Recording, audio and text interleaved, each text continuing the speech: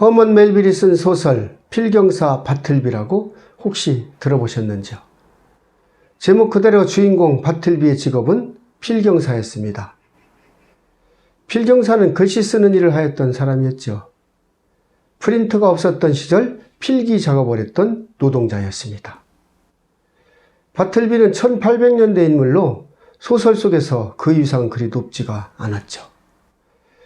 중세 때만 하더라도 글을 아는 게 큰 특권이라고 할 수가 있었고 모든 기록의 존재 여부가 필경사의 손에 달려 있었기 때문에 필경사는 인기가 좋은 전문 직업이었습니다.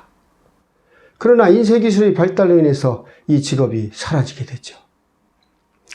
옛날 유럽에서는 촛불 관리인이라는 그런 직업도 있었습니다.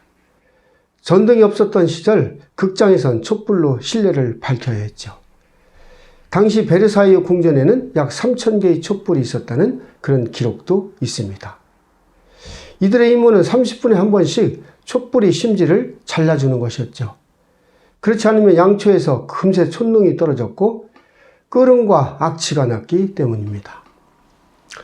촛불 관리인은 극장에서 공연 중에도 수시로 무대에 올라가야 했기 때문에 극에 어울리는 의상을 입었다는 그런 기록도 있습니다. 마치 연기자 같았던 촛불 관리인의 직업도 가스등이라는 이것이 등장하면서 사라지게 되죠. 괴테는 청소가 필요 없는 양초보다 더 좋은 발명품이 있을까 이런 말을 했을 정도였습니다. 요즘 인공지능이 빠르게 발달하면서 인간이 할 수 있는 일들이 점점 줄어들고 있죠. 퇴직 후 노후의 직업을 준비하고 있다면 이렇게 하루가 다르게 변하는 현실을 잘 살펴봐야 할 것입니다. 이런 맥락에서 오늘 이야기의 제목을 퇴직 후 재취업으로 최고 인기 있는 자격증 2가지 이렇게 한번 붙여봤습니다.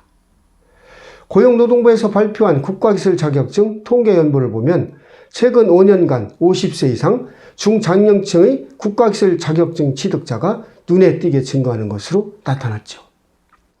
50세 이상 자격증 취득자는 몇 년 전보다 86.2% 증가한 반면 50세 미만 취득자 수는 0.4% 증가해 그쳤습니다.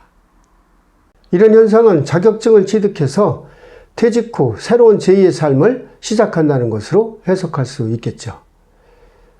50세 이상 남성들이 가장 많이 취득한 자격증은 지게차 운전 기능사였습니다. 다음으로 굴삭기 운전 기능사로 나타났죠. 여성들이 취득한 자격증 중 1위는 한식조리 기능사였고 두 번째로 많은 자격증이 건축도장 기능사로 나타났습니다. 이러한 자격증들은 퇴직 후 재취업과 창업에 즉시 활용할 수 있다는 점에서 선호도가 높았던 것으로 보여집니다.